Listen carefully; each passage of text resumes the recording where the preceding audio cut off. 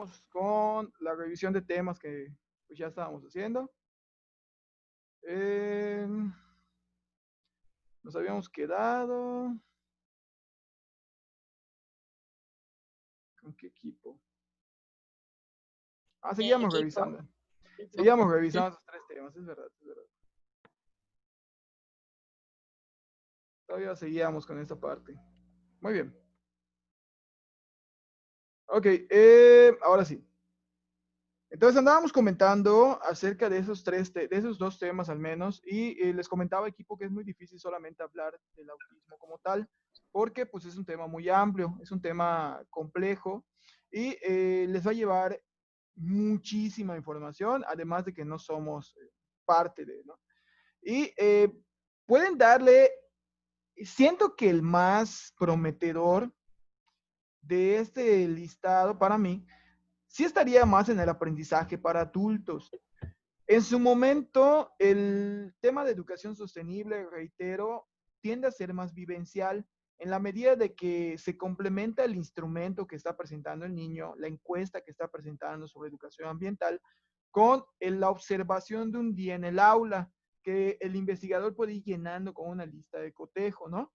Para ir generando entonces lo que este niño me mencionó que hace en su encuesta con lo que este niño en realidad hace en el aula, hacer todo ese juego de comparaciones. Yo creo que en el caso de este equipo, lo que yo escucho o leo más prometedor estaría dentro de educación para adultos. También es un comentario para todos los demás equipos. No se vale fusilarte temas, reitero, pero sí se vale tomar los comentarios si a lo mejor tengo un tema parecido en mi listado. Bien. Tercer equipo. Y vamos a irnos nuevamente muy puntual acerca de lo que este equipo nos está proponiendo.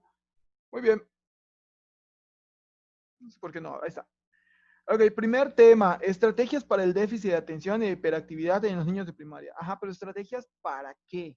Para trabajar con ellos, estrategias para trabajar su conducta, estrategias para integrarlos a la clase, para la cuestión de la inclusión. ¿Qué tipo de estrategias quieren manejar, ¿no? Es muy amplio decir estrategias para el déficit de atención. O sea, no hay una estrategia para el déficit de atención. Y de hecho está mal planteado, chicos. Así como lo tienen escrito, es como que una estrategia para que a mí me generes déficit de atención. Estrategias para el déficit de atención. Sería en todo caso estrategias para el trabajo conductual de los niños con déficit de atención. También hay otro comentario acá. Chicos, ustedes se están metiendo con dos necesidades específicas muy amplias y muy erróneamente concebidas, puesto que mucha gente considera que el déficit de atención y la hiperactividad son lo mismo, son muy parecidos, y no, son muy amplios en cuanto a investigación. Entonces, si vas a investigar estrategias para el trabajo pedagógico de niños con déficit de atención, pues hay que buscar al menos unos 10, 15 papás que tengan niños o hijos con déficit de atención y unos 30, 35 maestros que trabajen con niños que generen déficit de atención o tengan déficit de atención. Eh, y del otro lado, la cuestión de hiperactividad sería otro tema. Primeramente, falta definir qué tipo de estrategias quiero trabajar y en un segundo punto, hacia dónde, hacia el déficit de atención o hacia la hiperactividad. Bien. Educación en la comunidad marginada. Ajá. De entrada, la pregunta, chicos, no va. ¿Cuáles son las edades de los niños que ya no pueden seguir estudiando? Es una pregunta primeramente que requiere de un planteamiento más concreto. Segundamente, en segundo punto, o seguidamente, no me sirve a mí de nada como investigador conocer cuáles son las edades de niños que ya no pueden seguir estudiando, porque esto es un rezago, ¿de acuerdo? Vuelvo a lo mismo. Si yo te hablara a lo mejor de la, la diferencia de contenidos impartidos en las comunidades marginadas o los problemas de aprendizaje derivados del lenguaje, porque muchas comunidades marginadas, pues obviamente hablan maya o son mayablantes en un 80-90%, tendría un tema, pero solamente hablarte de la educación en una comunidad marginada y conocer las edades, no, no me sirve para nada, no tengo nada todavía por allá. Y del otro lado tengo educación para el desarrollo sostenible, que ya vi que a muchos equipos les gusta esta parte, pero sí es necesario que la vinculen con algo más real. Yo propondría por allá, son ideas que sí pueden ir implementando, pero con términos diferentes, ¿no? A lo mejor, ¿qué perspectiva tienen los docentes acerca del desarrollo sostenible? Porque aunque es algo que todos deberíamos de conocer, no muchos docentes tienen la perspectiva real de lo que es el desarrollo sostenible, ¿no? O también podría proponer por allá investigar cómo anda, hacer una comparación entre la normal y a lo mejor la República de México y comparar eh, qué tan arraigado está el desarrollo sostenible en la formación de licenciados en educación, que al final de cuentas son los que van a trabajar en las aulas. Desde ese punto sí podría haber algo, pero así como está plasmado equipo, no. ¿Alguna duda equipo? Nada. Ok.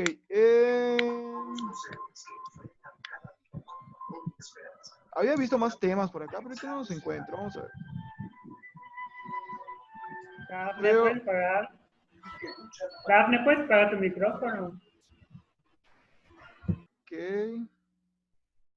Aquí subieron todos, ¿verdad? ¿Cómo lo subieron? ¿Como chat? ¿Como actividad? Porque no encuentro los demás. Maestro, los que usted checó hace rato y contó eran las tareas individuales que contó. ¿Cuáles? Sí. ¿Las que estaban de Las ese que mostró ladito? hace ratito y dijo los de los dos equipos, según, eran tareas individuales, no eran tareas en equipo. ¿De verdad? Según yo, sí eran tareas en equipo. Aquí estaban, decían propuestas de De temas. hecho, sí, sí eran las tareas en equipo. Aquí las subieron, ¿no? Y ahí Eh, se subieron hace un rato que lo chequeé, había varios, maestro. sí, pero en el Drive no me aparecen todas. No sé por qué. Es raro. Propuestas de investigación, propuestas de investigación. Sí, está extraño. Según yo, acá estaban hasta en un ladito en el chat. Pues ahorita no aparecen. Como que desaparecieron sus temas, ¿eh? De hecho, yo tengo abierto Drive y sí me aparecen todas las actividades a todos. ¿De verdad? A mí solo me aparecen 3. ¿Será que Sí, no las, son 12 actividades, son 12 propuestas, 12 será que no, equipos. será que no las compartieron conmigo? Porque no las encuentro. Maestro, ¿por qué no sale y vuelve a entrar? Porque yo cuando quise subir mi tarea, igual me parecía que no había nada y tuve que salir y volver a entrar al Drive. Ok. Actualice el O link. actualice el, Ajá, aquí en la... actualice. Sí, porque hace un ratito sí las vi que estaban del lado derecho, pero ahorita ya no las encuentro. Vamos a ver. Por cierto, no es que esté mal la forma en cómo voy planteando mis temas en el caso de lo que ustedes están trabajando. Yo creo que ya, chicos, lo que nos está faltando es la delimitación del tema. Creo que en investigación documental, pues fueron un poco amplios, ¿no? En la medida en la que, pues sí vi que subieron o estuvieron trabajando temas que requieren mucha documentación, pero pues son temas donde no tengo que ser tan específico porque investigación documental pues no tuvo una aplicación directa. Es decir, que no hubo el aplicar un instrumento para obtener información y un vaciado en SPSS y una comprobación. Fue más teórico. En cambio, en esta materia sí es necesario ser lo más delimitados posible porque en algún momento el decir primaria nos va a quedar muy amplio. Es decir, primer año, segundo año, tercer año de primaria, para encontrar entonces a una población adecuada. Bien. Ok, ahí está. Pues tengo abierto otro de las propuestas de investigación. Ya vi que ya se actualizaron todas, entonces seguimos con esta revisión.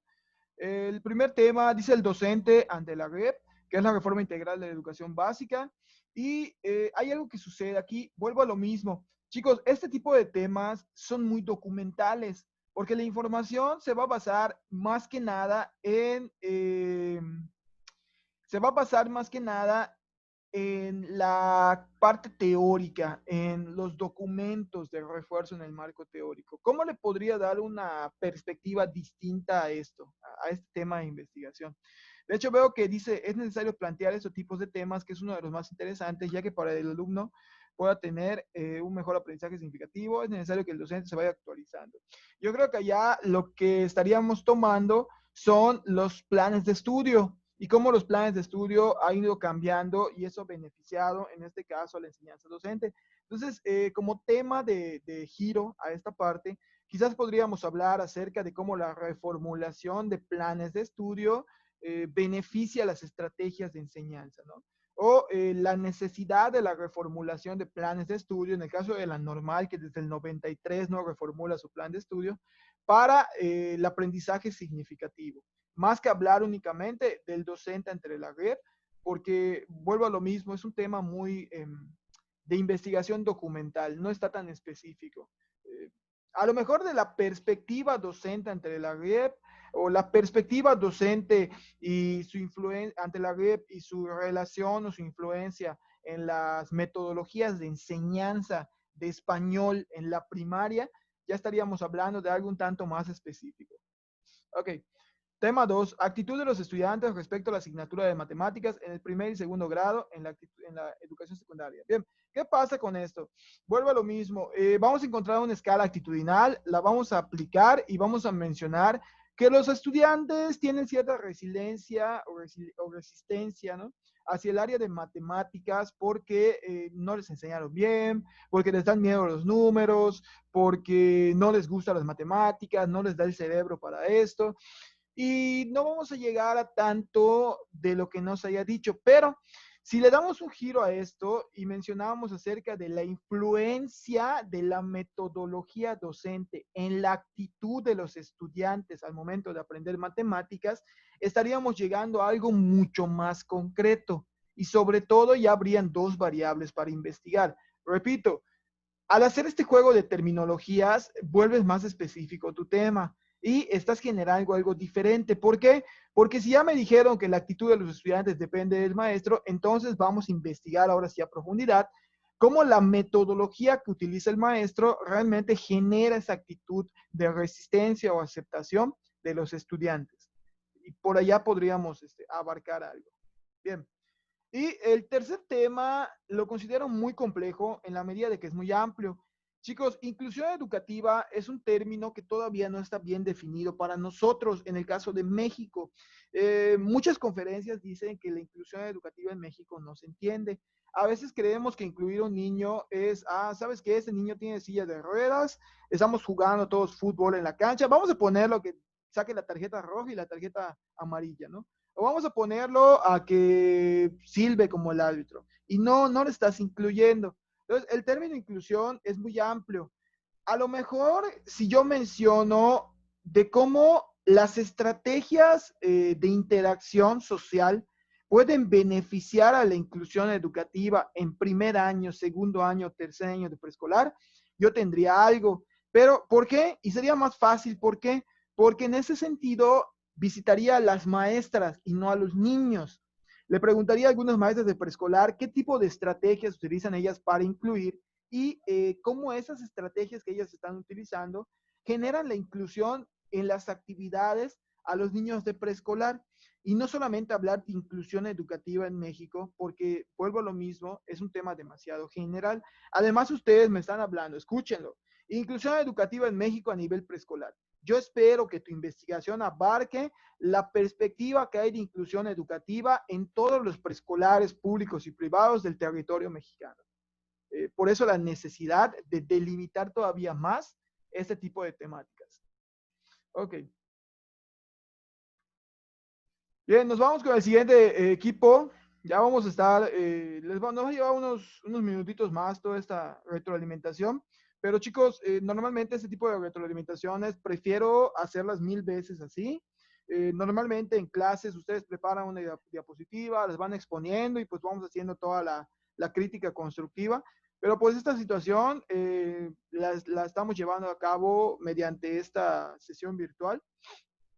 Y pues sí me gusta explicar mucho el por qué no me gusta un tema o por qué no considero viable un tema, porque muchas veces si tú lo mandas por comentario únicamente el documento revisado, quedan muchas dudas al aire. Entonces prefiero ser más puntual, ¿no? En este tipo de explicación. Ok, primer tema, educación e igualdad de género. ¿De qué manera ha ido avanzando la educación con relación a la igualdad de género? Bien, se van a meter con un tema un tanto quisquilloso, un tanto complicado y que es necesario delimitar. Miren, si hablamos de educación e igualdad de género, hablamos más que nada de niveles superiores, porque en los niveles inferiores me dirás, es que maestro, el machismo existe desde que son niños, sí, pero en la primaria no hay tan marcada la situación de los derechos de uno y los derechos del otro y todo ese tipo de situaciones. Todavía hay una interacción un tanto más sana, podríamos decir.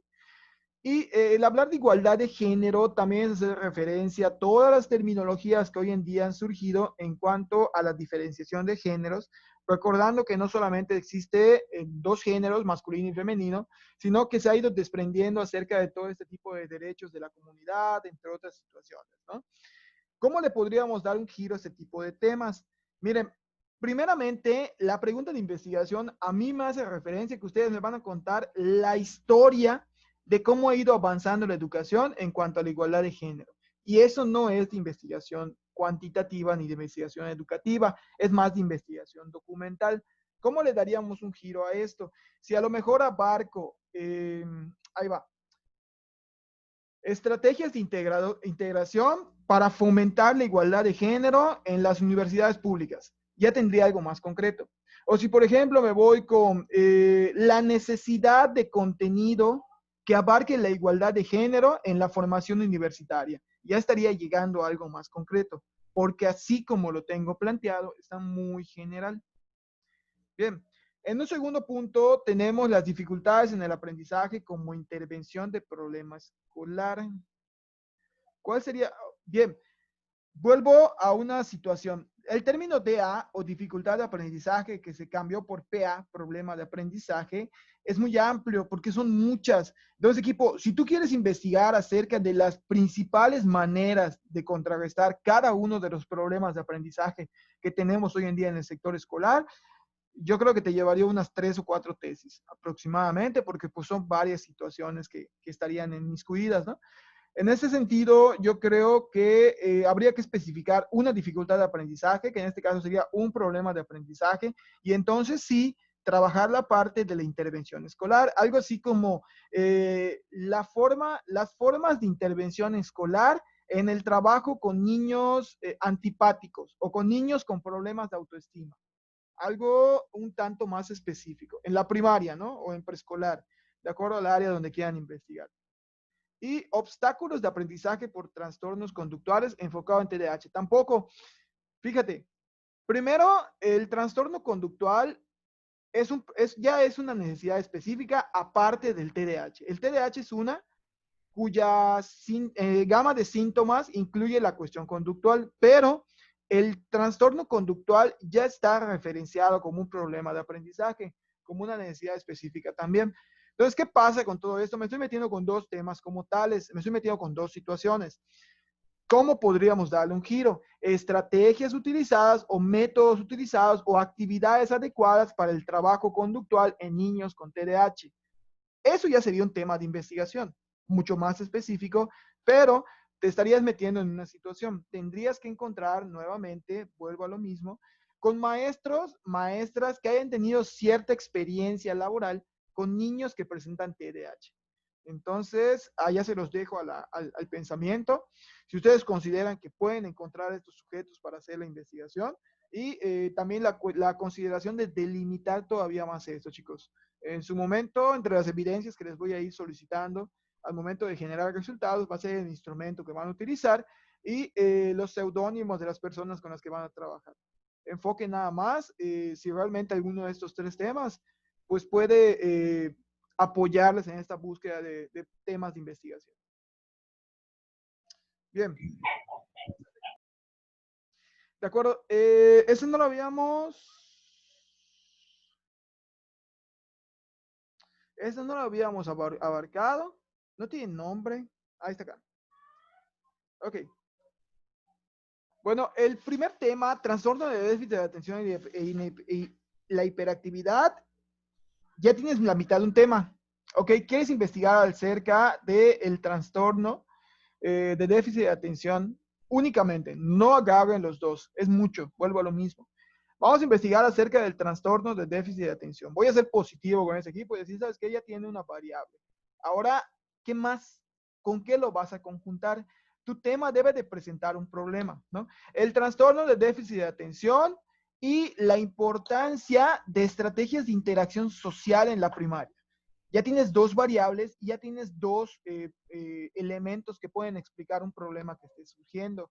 ¿Por qué? Porque así como lo plantean equipo, vuelvo al mismo comentario, estamos hablando de investigación documental. Solamente me vas a hablar de qué es el trastorno de déficit de atención y cómo afecta a la primaria. Listo.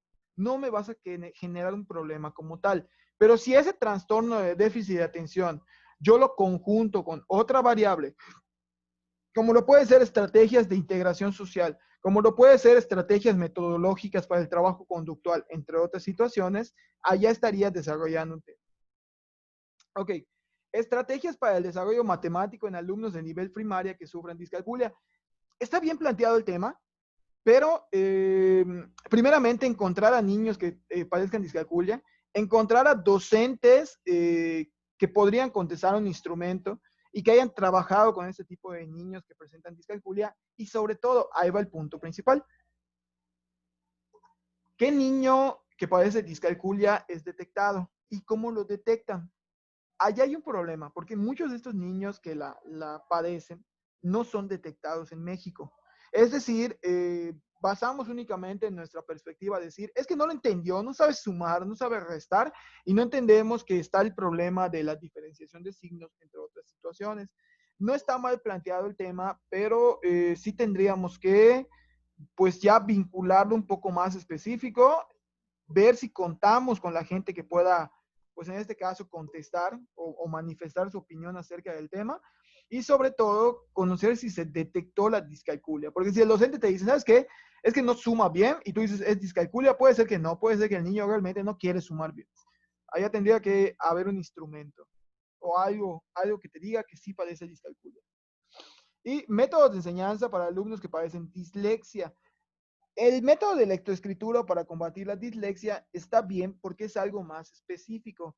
Un niño que padece dislexia, chicos, no necesita un método de enseñanza grande, en la medida de que no es que no entienda historia, no es que no entienda geografía, únicamente tiene problemas en la cuestión de la escritura. Entonces, más que métodos de enseñanza, como ya les había mostrado en mi listado de temas, un método de enseñanza en la lectoescritura o un método de enseñanza dándole un giro más en la grafología podría ser un tema de investigación en cuestión de la dislexia. Pero así como está, no.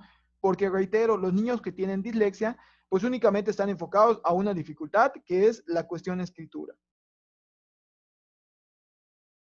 Ok. Ese ya lo leímos. Ya. ¿Hasta ahora alguno de los equipos que analizamos tiene alguna duda? Bien. Ok, tengo problemas aquí en la forma en cómo están estructurados. Nada que no se pueda reparar, pero si es necesario, Gloria, únicamente creo que está ella acá. Ok. Y nos menciona 3 temas. Estrategias para realizar una mejor escritura. Ok, primer punto, a todos los equipos. Nunca voy a meter dentro del título de un tema aún en ese sentido a un calificativo. ¿De acuerdo? Estrategias para realizar una mejor escritura, no, primeramente porque hay un adjetivo calificativo. Estrategias para mejorar la escritura. Ok, ¿qué quieres mejorar de la escritura? El tiempo en el que escriben, la forma en la que escriben, la cuestión gráfica, o simple y sencillamente que tengan una escritura donde haya una buena acentuación, donde haya una buena, un buen respeto a los símbolos, a los signos de admiración, signos de interrogación. Yo creo que allá necesitamos ser más cerrados, más delimitados. Estrategias para mejorar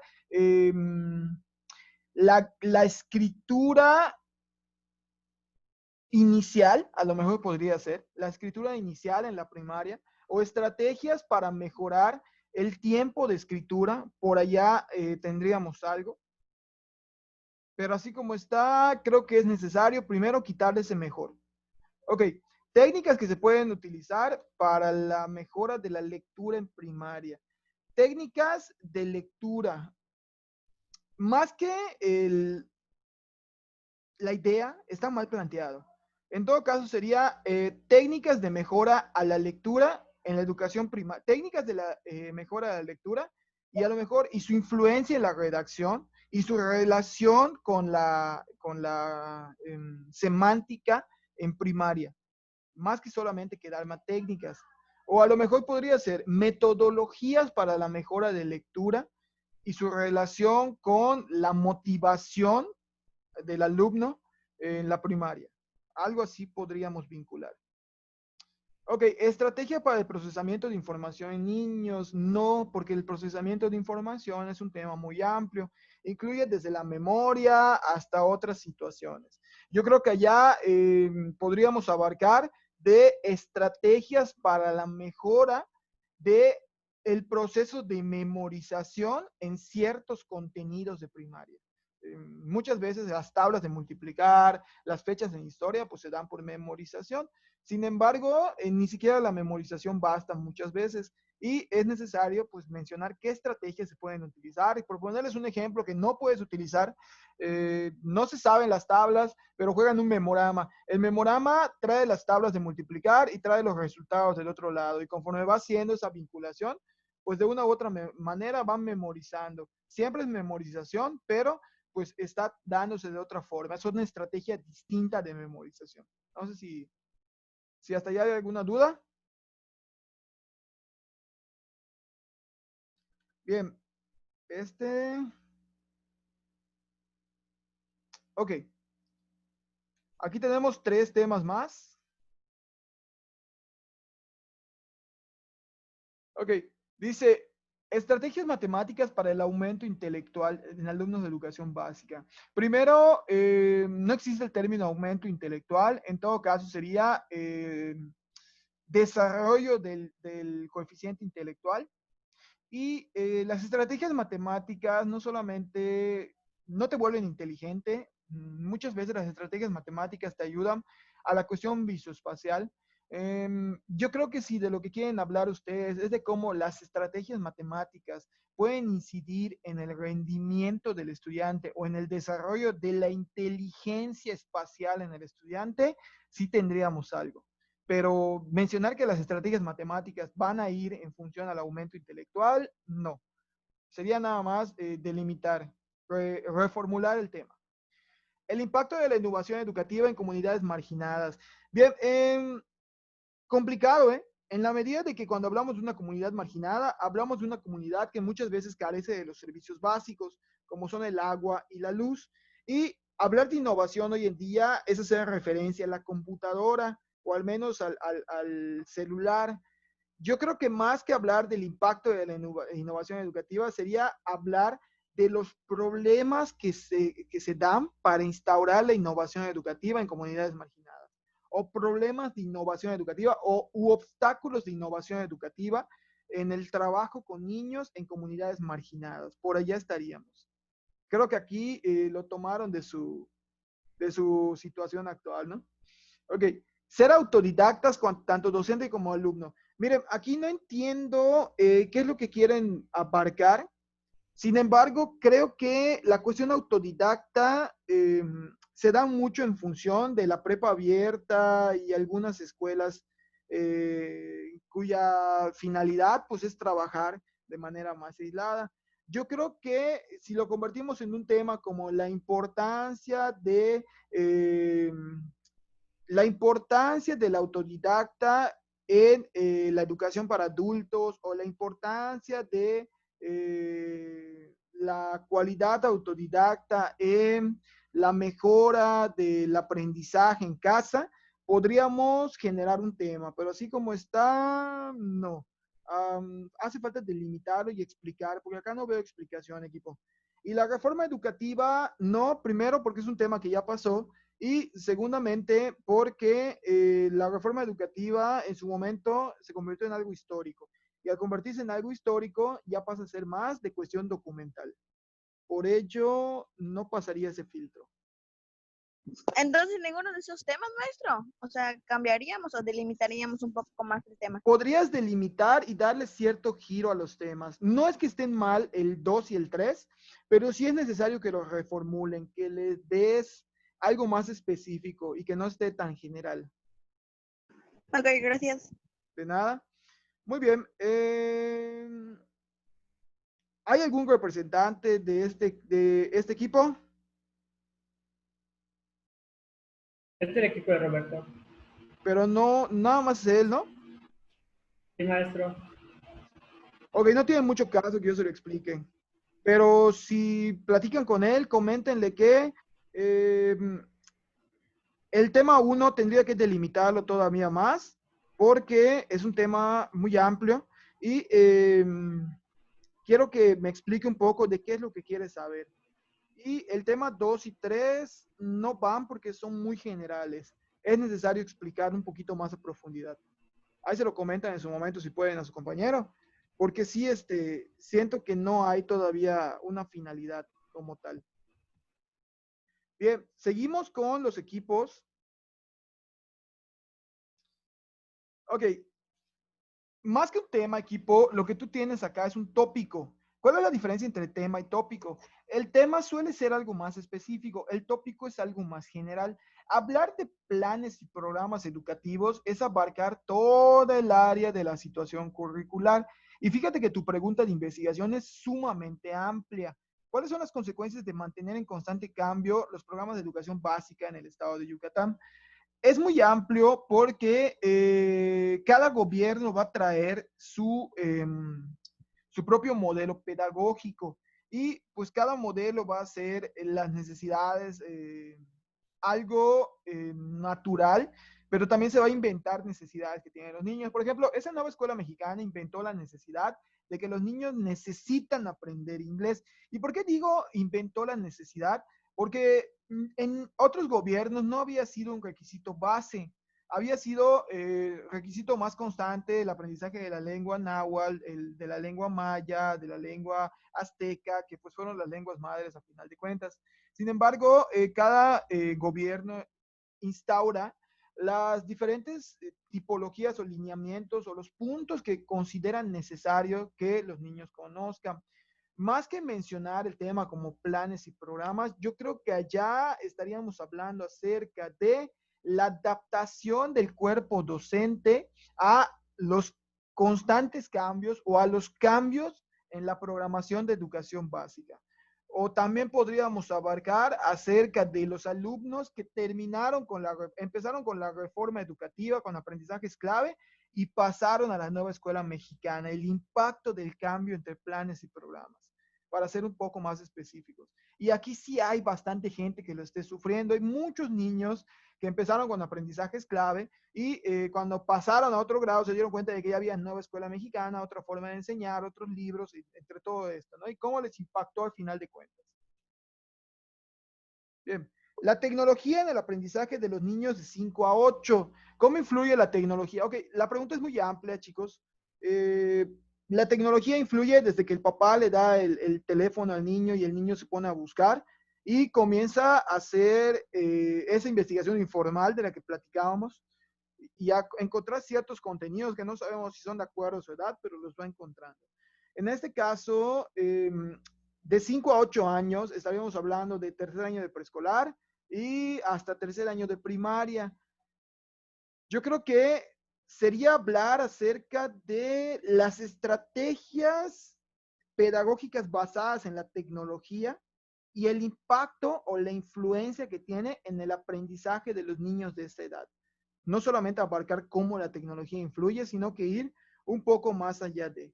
Y también otro punto que podrían abarcar en este tema sería acerca de cómo la educación informal a través de la tecnología está impactando mucho la metodología docente. Porque hoy en día, si tú dices algo que no es real o que no es verdad, los niños inclusive te llegan a corregir, ¿no? Porque ya hicieron la investigación, porque ya lo vieron en un video de YouTube. Entonces, esta investigación informal que ellos están haciendo, ¿cómo está impactando el quehacer docente hoy en día? Por allá tendríamos un tema un tanto más realista. La educación de las artes y su rezago en México. Ok, y es un tema que se trataría dentro del área de educación artística también, porque educación artística nunca se considera una materia necesaria. Educación artística siempre se ve como una materia donde el niño baila, tiene su festival y listo. Y la educación artística abarca inclusive hasta cuerpos geométricos. De hecho, eso platicaba con la maestra de mi escuela la otra vez que tuvimos sesión. Platicábamos que la educación artística pues está muy mal valorada. Yo creo que el tema considero que tiene potencial si hay un replanteamiento un tanto más preciso. Eh, por ejemplo, la influencia de los programas educativos y el rezago en educación artística en México, o la influencia de la formación académica del docente y el rezago en la educación artística en México, o las causas del rezago de la educación artística en México derivadas del sistema educativo, porque no se les dan plazas, solamente se ofertan 2 o 3 plazas para educación artística, y pues es lo que genera que mucha gente ya no quiera estudiar para ser maestros de artes o maestros de educación artística. Pero por allá tendríamos que delimitar hacia dónde queremos orientar esta investigación. ¿Alguna duda, equipo? De los tres temas, ¿cuál se salva más? Yo Eso creo iba que a preguntar. Yo creo que por el tercero nos vamos más, mis estimados. A mi gusto. Ok, Tiene más maestro, gracias. potencial el tercero, venga, de nada. Tiene más potencial el tercero. Yo creo que por allá sí está un tema bastante interesante porque pues no hay tanta investigación al por medio. No hay tanto que se haya dicho acerca de educación artística y del rezago que tiene. Y pues sí, la verdad es que da coraje, pero de repente dices educación artística, ah, sí, el bailable, el festival, ¿no? O educación artística, ya, sí, van a pintar. ¿Creen que solamente eso se hace? Pues no. Este ya lo revisamos. Maestro, Dígame. una duda. Nos queda un minuto. ¿Vamos a volver a ingresar a la plataforma o ya no? Creo que 5 minutos más. Ya para terminar esta parte y cerrar y listo. Ya con eso terminamos. Este ya lo revisamos también. ¿Por qué lo tengo 2 veces? Ah, están 2. Muy bien. Vamos a apartarnos, vamos a salirnos un momentito, equipos, y volvemos 5 minutitos ya para cerrar la clase y para que yo les comente el por qué estuvimos llevando todo este tipo de prácticas. Entonces voy a finalizar reunión y pues ya se vuelve.